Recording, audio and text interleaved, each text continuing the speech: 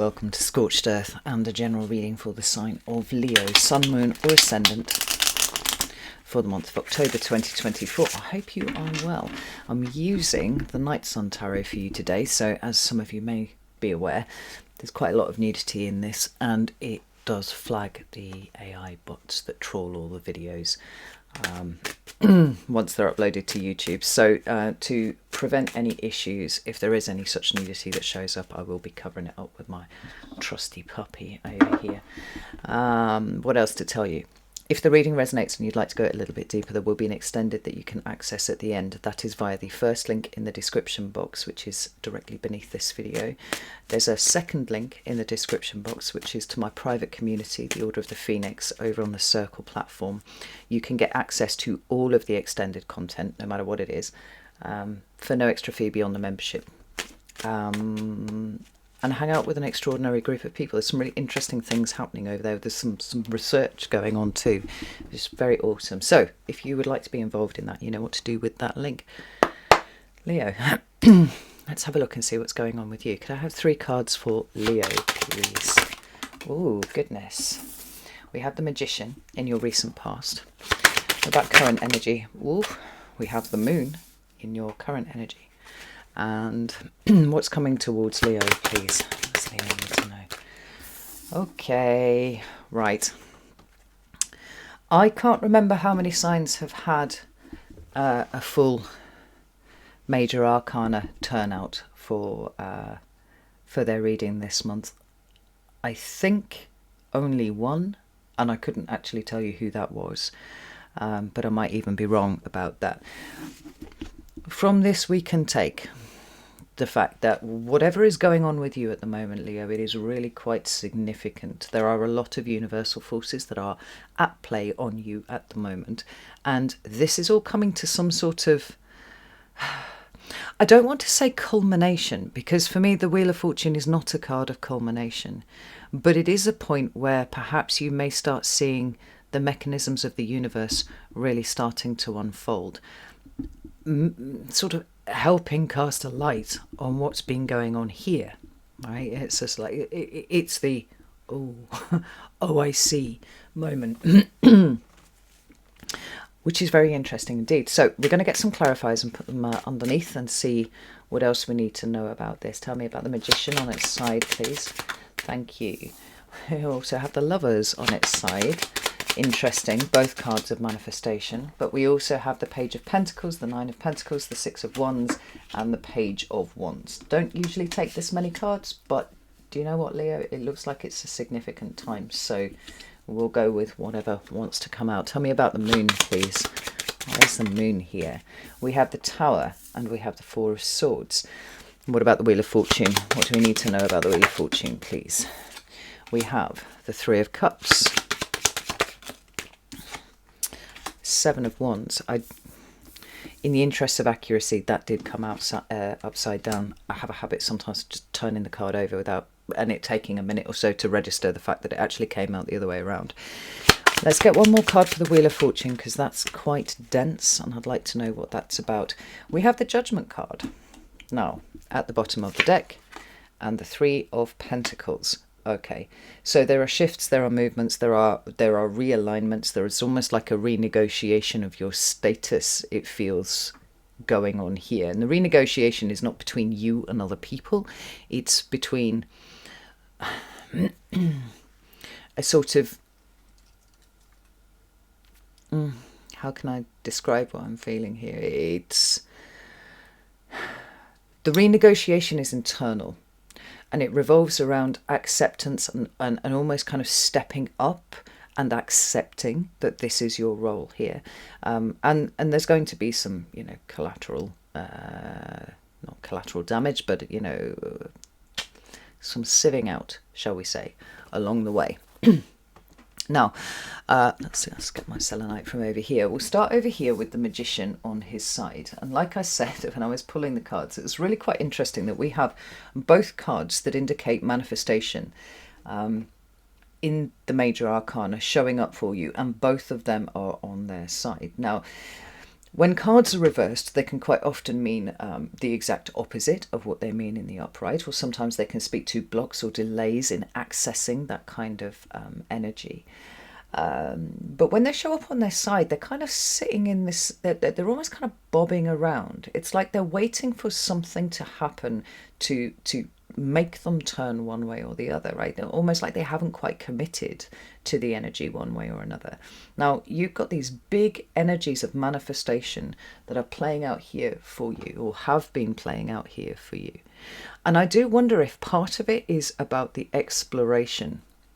This is so weird. I actually asked my partner, who is a Sag and a master number, a triple master number, about 2 weeks ago, how he manifested. Because I didn't really understand, I think, from a practical point of view of how I bring something to life, right? Without it simply being a matter of hard work. Now, I think this is probably a very fixed sign perspective on this.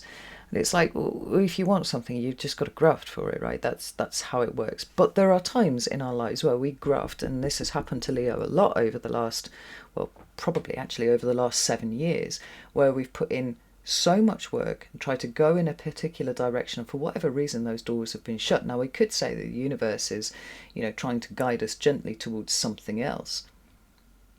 And there's a certain amount of,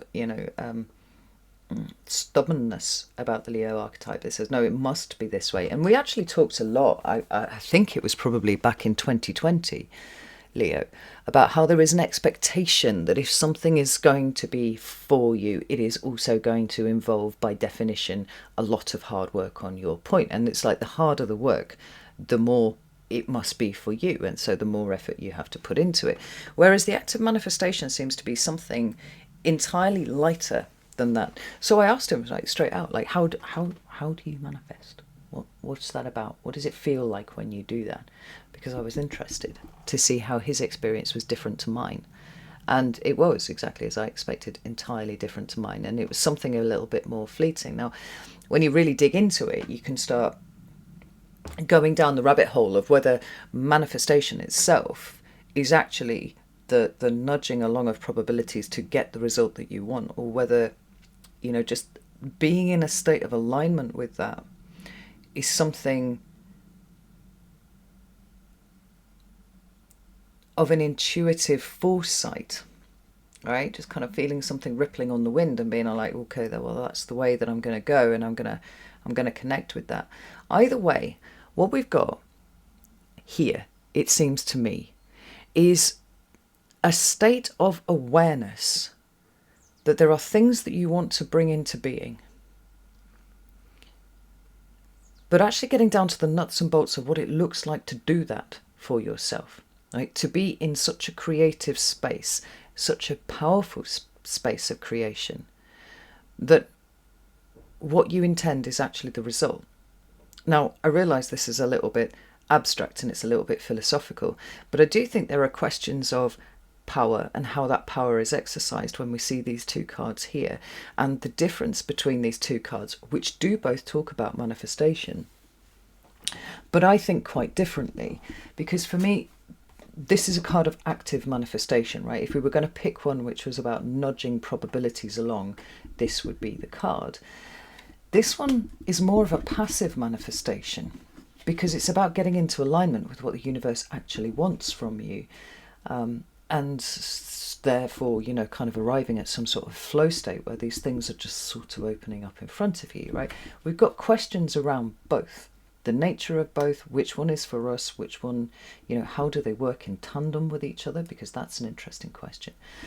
The Lover's card is about bringing together, but for me it's about bringing yourself together with some divine purpose, or a group of people which then together can work on some sort of higher purpose. Let's just go higher purpose, right? But the thing that this has, that this doesn't, is the idea of free will. And I think it's really, really interesting, this feeling that I've got, that in some ways you have potentially kind of eclipsed the exercise of your free will in the past, denied your own power, found yourself in a state of hopelessness where you're trying to manifest something and it's not quite coming through. Like, you seem to me to be really interested in the nuts and bolts of how you get into alignment with the universe and your spiritual purpose and all these kind of things. Like, what are you here to create, and how can you create it versus the way that you tried to do it in the past? Now, you've got double pages down here. And these are significant because these are the starting step on some sort of journey here, right? They're not aces. So no, they're not these, great big grand reveals of a layer of potential that you did not know existed. Because that's the nature of the aces for me, as far as I'm concerned, right? But it's important to note that potential does not switch on and switch off. There are simply points in our life where we are more attuned to the idea that there is some potential to be exploited somewhere, and we can use this in a state of alignment with the universe to create our will, right? Again, let's not get lost in the source of whether it's observation or creation. Like, they end up in the same place, and that's the important thing. So the pages then, by contrast, are about taking something that already exists and reshaping it, or allowing ourselves to be reshaped by the experience or the discovery, the understanding of value, all that kind of thing here, right?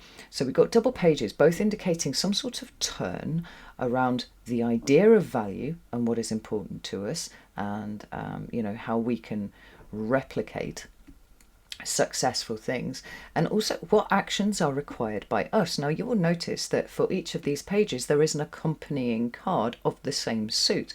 We have the Page of Pentacles and the Nine of Pentacles there, and we have the Six of Wands and the Page of Wands. This is a Leo card. If you happen to be born in the middle decan of Leo, then this is your card right here, right? Jupiter in Leo. We have Saturn in Leo and Mars in Leo either side of this one. So Saturn in Leo, beginning of the Leo decans, and the Mars in Leo at the end. So, because for me the page is someone who discovers something of value. And we look at the way that he's gazing at this and going, this is the most beautiful thing I've ever seen in my fucking life. How am I going to make more of these? How do I surround myself with these? And then literally the next card is someone surrounded by these things of value. Now, for me, the nines represent how we manage whatever suit they're talking about. So in this case, it's like, how do you manage your resources? Those precious resources that you have, that you now understand the value of in a way that you did not before. How can you make these work to your advantage? How can you have these look after you rather than you having to constantly exhaust yourself in the pursuit of things? And I'm taking this then to understand that something about the way that you interact with the world, something about the way that you consider things to have value has changed. It's shifted quite a lot, and possibly because you're much more focused on this act of creation than you ever have been before. So in both instances, we have a state of value, newly observed and then surrounded by, and it's kind of like, here's the discovery and here's the result that we want from it.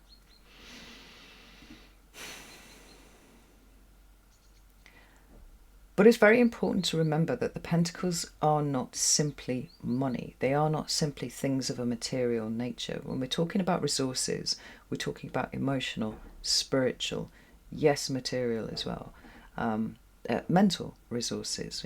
How are you managing the resources that are at your disposal? What I'm trying to get to here is that I feel like you've just discovered, you've just noticed that there is something kind of special about you. You don't know what to do with this information. You don't know how to necessarily how to make it into something that feeds you rather than something that's been depleting you for the longest time. And that thing that's been depleting is probably the fear that you were not special, that there was not something unique and spiritually important about you. Like that seems to have shifted here. It's like, okay, no, I get it. I can get on with my spiritual purpose. I can align with the universe, and I can start bringing in something that is really, really valuable to me. This is possible. And then we come here and we have this idea of success now renegotiated, because your values are different and the things that you value are different. And you understand here now that you're far more successful than you thought that you were. But there's also an understanding that this is not an end destination. This is actually something that needs to be carried along with you. Right? So we have gratitude for what we have, gratitude for what we are, and gratitude for the new discovery that can lead to some sort of amplification moving on, and a willingness to start exploring what that means, right? What life means for you in this new context. Now, I've put a lot of words there to something that I feel has probably just been a feeling that you may not have even had a way of articulating, right? There's little bits of this maybe sparking here and there. But it's like putting the whole thing together. I feel like there's a lot of renegotiation going on here. And a lot of the renegotiation is around the idea of you as a whole central spirit. Dare I say it, the center of all things. Now, the reason that I'm telling you that is because,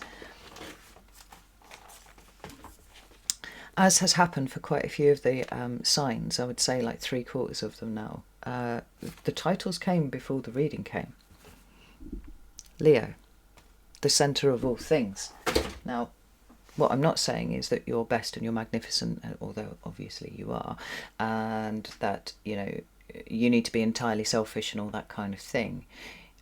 It's more about it being this discrete awareness, and it's discrete because it was kind of outside the field of your vision for quite a long time, that is moving into the center, that says, Leo, you are the center of all things within your existence. And you're also the center of all things when it comes to how the universe works through you and how the universe empowers you to bring your creativity and everything that Leo is out into the world.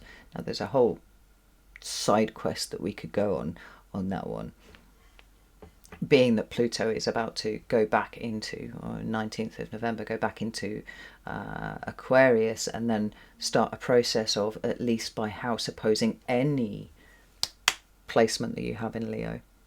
And I have thoughts about that. Now, I've spoken about those before. We'll probably be speaking about them much more as we get towards the end of the year and into 2025.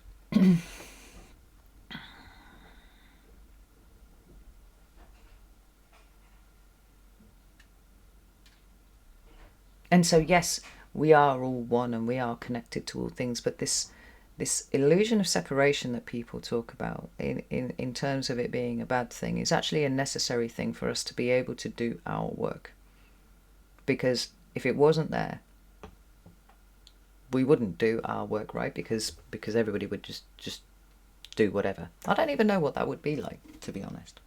But I feel very, very strongly that like that illusion needs to be in place in this plane for us to do those things.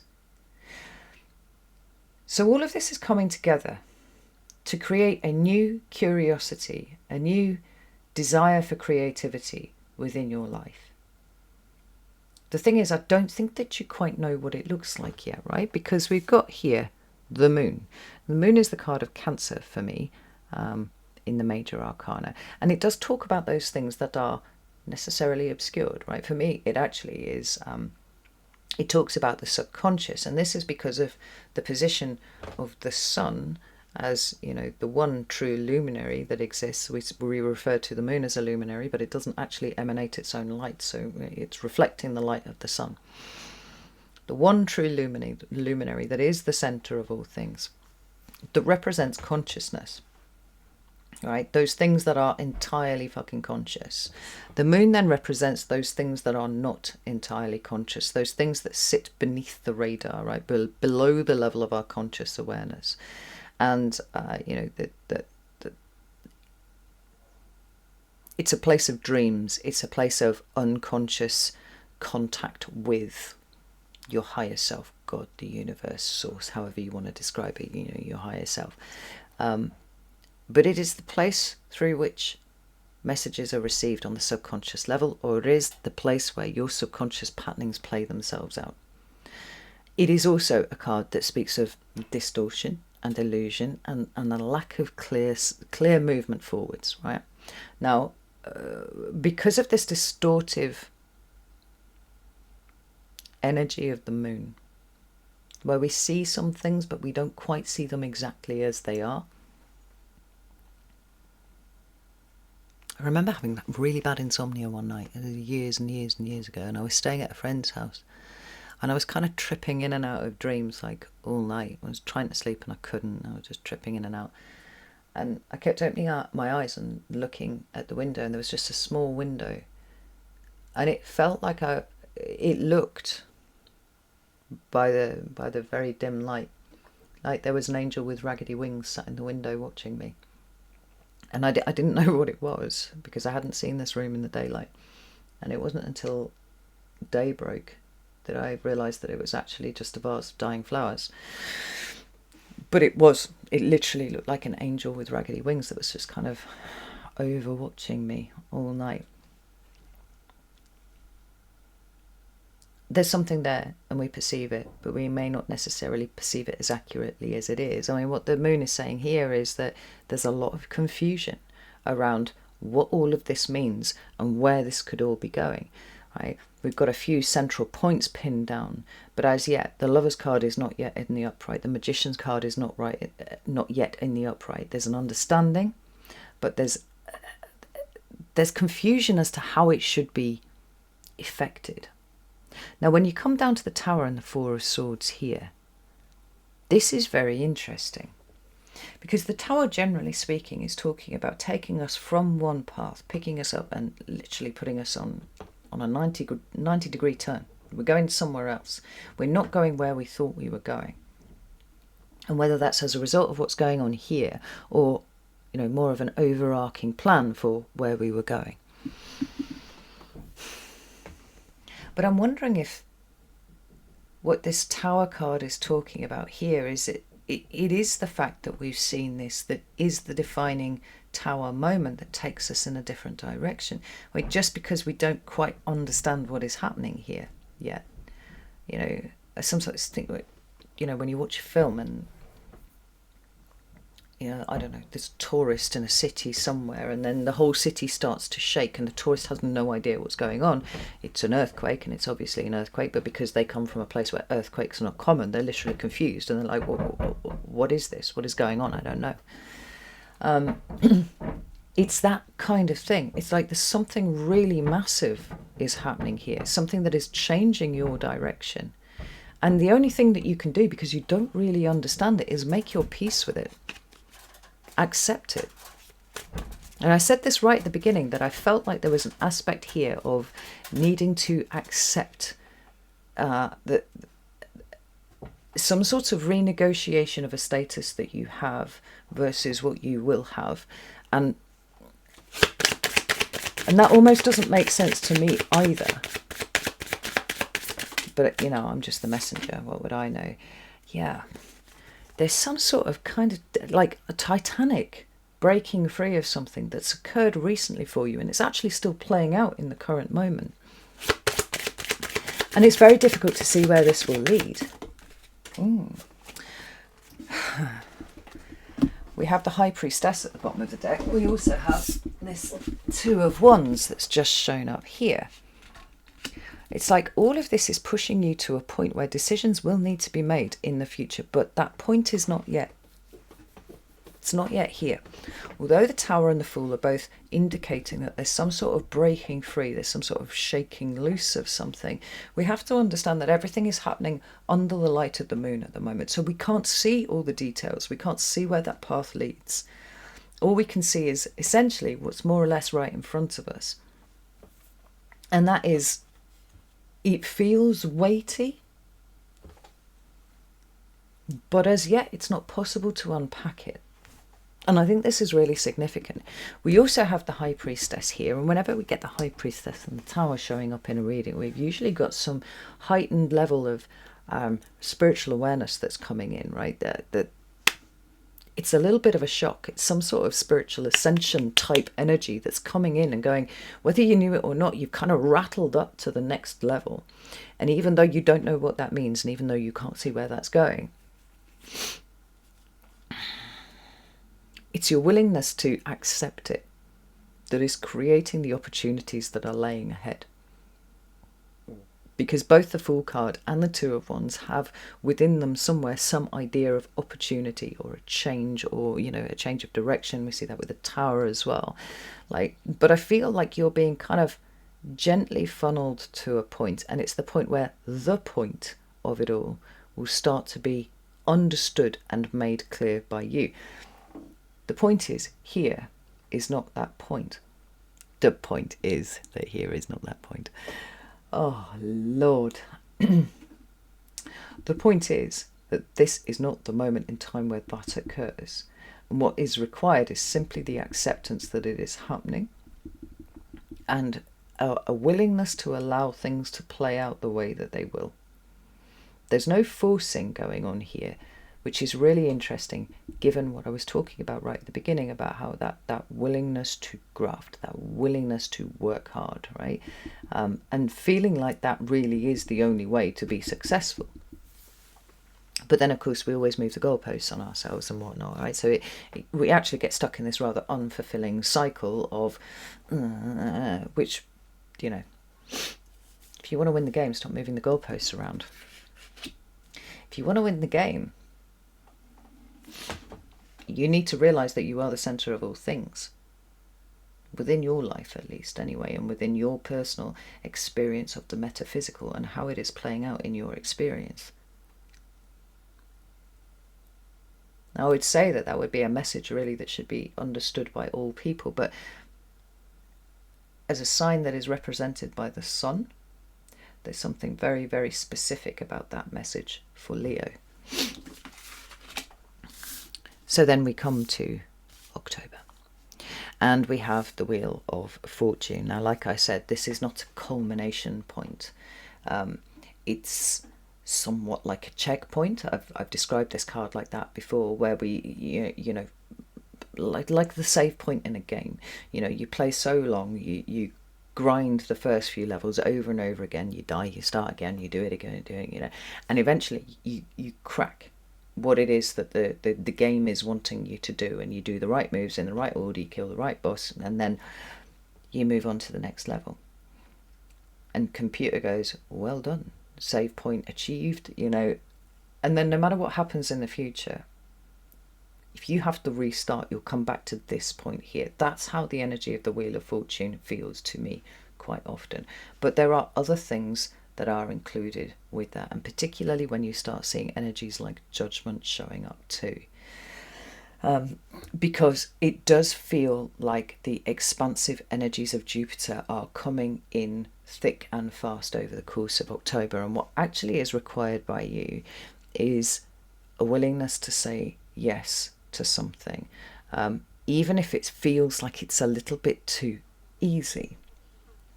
What do I mean by that? Right, well, the Knight of Pentacles, as we know, is about discipline and commitment and working hard. You know, he's very, very A to B, the Knight of Pentacles, and he understands that if you want something done, you know, you've got to go from a start point to a finish point. There's no side quests, there's no nothing, right? So it's kind of the card of work. This is what I'm focused on, and this is where I'm going. Now, that in some ways is the way that Leo works, right? It's kind of like, we carry the season, we have to be solid, we have to be consistent, right? And the things that come along will come along in the right order because we put the work in for them. And that's true. But what's changing is the way that you are working for stuff. And this has been changing since 2017, like since the eclipses were, you know, happening in your sign. Big changes have been happening for Leo.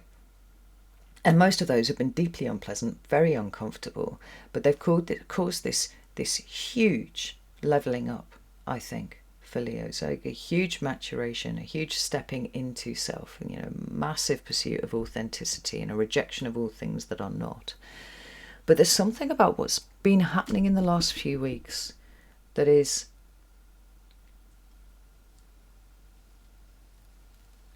on reflection would be the natural corollary. This would be the natural corollary of everything that you've been working for. And there's some sort of elevation here, whether it's through how you are known, by how many people you are known, what you are known for. This elevation of status, right? Which isn't because everybody around you is going, oh wow, Leo's great. It's because you yourself are accepting everything that we talked about over here, right? There are no impediments to you reaching out towards your spiritual potential and actually engaging with it. I mean, like, let's be clear, Leo, that's what you've been doing for the last 7 years anyway, right? It's been that systematic eradication, right? Systematic eradication of all of the things that have stopped you from going after what you want. The ways in which you felt kind of disempowered about stuff. I mean, this is all changing, but the message of October is very, very specific. And that is that there will be people exiting your life. And these are the people who were never really supporting you in the first place, right? There's the thing with Leos is, right, and I've experienced this myself, is there's this desire not to be that Leo. And I've expressed it like that for years without even really digging into what that meant. I just didn't want to be that Leo. And of course, what was sitting behind that was trauma of being seen. What was sitting behind that was the trauma of being told I wasn't special and I was, an attention seeker and all these kind of things. And I was like, oh my God, right? God, I'm an awful person, at 7 years old. And, trying to cover everything that was the Leo. Making yourself more palatable for the people around you. And, my message has always been, the whole time that I've been running the channel now, fuck that. Tell people to put sunglasses on if you're too fucking bright. Or they can fucking leave, frankly. If they can't take the heat, get the fuck out of the fucking kitchen, because you're in the kitchen with fucking Leo, who is shining like the sun right now, right? There are people for whom that is going to be too warm and they are going to be going. They're going to be leaving.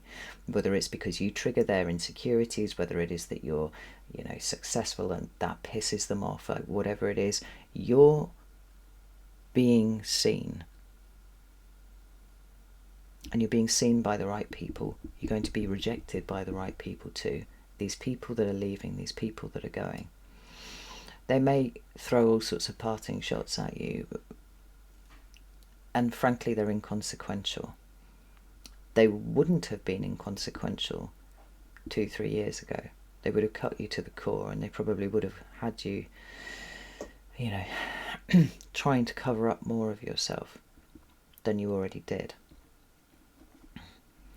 And it all kind of hangs in the balance around this. It's like how you choose to take things, how you choose to take it into yourself. The 7 of Wands is a card of being involved in a fight. It's the Mars and Leo energy, right? So Martian energy is sometimes aggressive, and it is can be highly defensive. It's violent, right? Now, I'm not saying you're all going to get into fisticuffs with people. Please don't think that that's what I'm saying, because I'm not. But that sense of being triggered by somebody's attack and then having to, in some way, kind of clap back about this, or, feeling pain because somebody said something that you feel to be outrageous, and, feeling like you need to set the record straight in something. This card being on its side like that is saying, actually, you don't need to do a fucking thing. In fact, the best thing that you can do is smile, wish them a good day, and then just go somewhere else and do something else, right? I had but I'll save that for the extended. I'll tell you about that in the extended, right? People can only attack you and get somewhere with that if you consent to be attacked. And it's the same as what's going on over here, right? Everything revolves around your consent. So if you want to be successful, if you want to be seen, if you want to be approved of, if you want to feel like the life that you are living is meaningful and full, you have to consent to that. And I think what Leos have done inadvertently, whether through childhood trauma and life experiences, whatever it is, has instead consented to the idea that they are too much, that they are too big, that they shine too brightly, and that in and of itself is something that hurts other people. So it's always been toned down. And quite honestly, I would say, Leo, you've just always been in the wrong room, or you started in the wrong room, and then you took the attitude of the wrong room with you wherever you've gone. So what you choose to consent to, which I think is the absolute cornerstone of everything. Oh, that's interesting. That's just pinged off something I was musing on yesterday.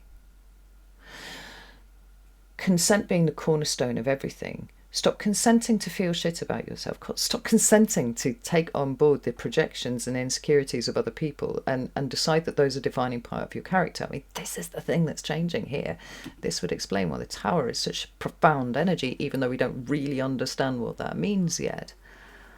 But in allowing these people to clear themselves out, new ones are coming in, and these ones are ones who appreciate you for your authentic state, for everything that you are, and they want to work with you. Now, it is possible that what you might see is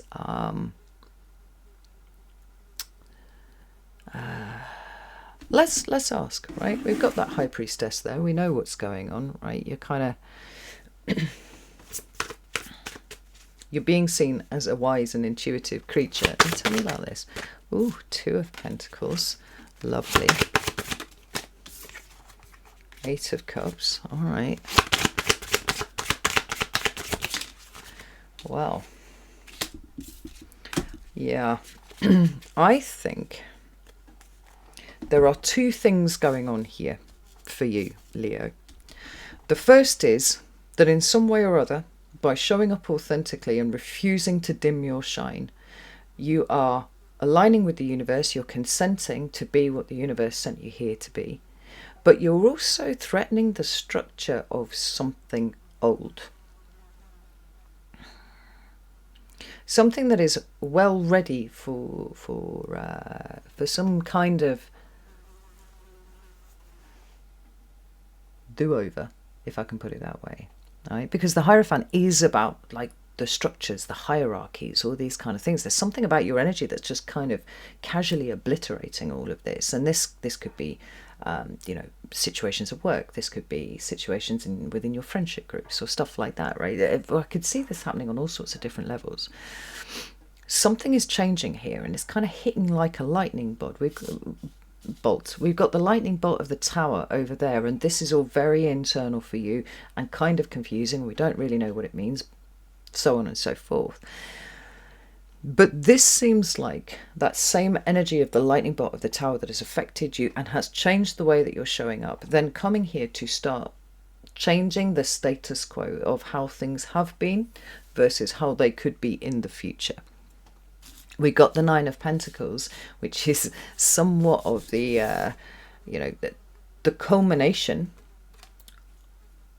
of a desire over here to a very together state over here that is solid and secure and is actually kind of threatening the status quo or something. But we're also leaving behind this energy of coping, right? There's some sort of rejuvenation of you where... And it's all around the idea of power and where you get your power from and how you persevere and how you are strong and all of these things, which obviously for Leo is going to be very, very important. We're completely overhauling this energy of coping. And we're turning it into something different. And you see that lemniscate there, right? The number 8 is often synonymous with Leo because the Strength card itself is Leo, right? And here's an interesting thing, right? We have not had any Leo Major Arcana cards on the table. Why? Because you're in the process of change, you yourself. So we're leaving behind all of the emotional baggage about the way that we cope with life. And we're moving into an era now where it's much more about how you thrive. We're seeing that all over. The first stage of it that you will see happening is people will possibly start criticizing you. right? You will get a sense of the lack of support from people, even if they've never been, you know, particularly people who kind of stepped up and offered any level of support for you. Like, you'll know intuitively, you will feel it instinctively that there is no potential for support from these people, right? Because there's something threatening about this. But there are new people who are interested in you, who are looking at you and saying, this person can help us. We can work together. We can create something together that is more than the sum of its parts. And this feels like it's the shuffling of you into your spiritual purpose. We have the Judgment card here, and again, all you have to do is say yes, because there is an ascension here, there is a day of reckoning here, or maybe a period of reckoning over the month of October, where you take all those things that you were kind of musing on the abstract over here, and still confused about over here, but then recognizing, and this is what I said right at the beginning, it's not that the wheels of the universe start moving, it's that you start tuning into how everything that's been going on has been pointing you towards this crunch point that the universe has been pushing you towards. I mean, you can see the little guiding nudges here, there, and everywhere. And on the other side of this feels like a reborn Leo, but a Leo who is ready to be a full Leo, right? There's hiding no part of themselves whatsoever. And what comes with that is this expansion, this Jupiterian expansion of opportunity, of status, of reputation. All of these sorts of things all seem to be talking together. And, you know, I think the tale of the ugly duckling is probably really, really important here.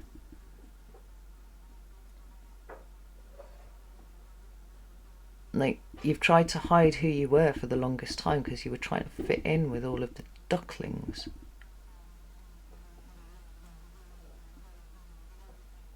You knew you weren't a duckling, but you were trying to fit in with the duckling. And so you take yourself away, right? You hide all the parts of you that are offending other people, right? That other people find to be obnoxious.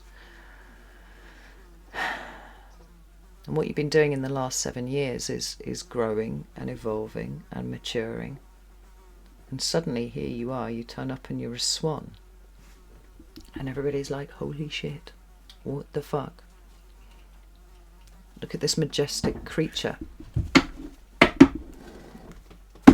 This is huge. So I'm going to go over to the extended now. You're very welcome to join me over there if you would like to. We're going to be looking at October specifically because I do think that there are a lot of moving parts, obviously, and there's a lot of things that are going on here. So if you'd like to join me over there, you're very welcome to do so. You can do that on Vimeo. You can do that on Circle. I'd be delighted to see you in either place. But if not, I mean, just be ready this month for a lot of things to change. And if people fall away, that's okay. That's all right. They're not part of the movement. Oh, interesting. They're not part of the movement going forwards. Don't know where that came from.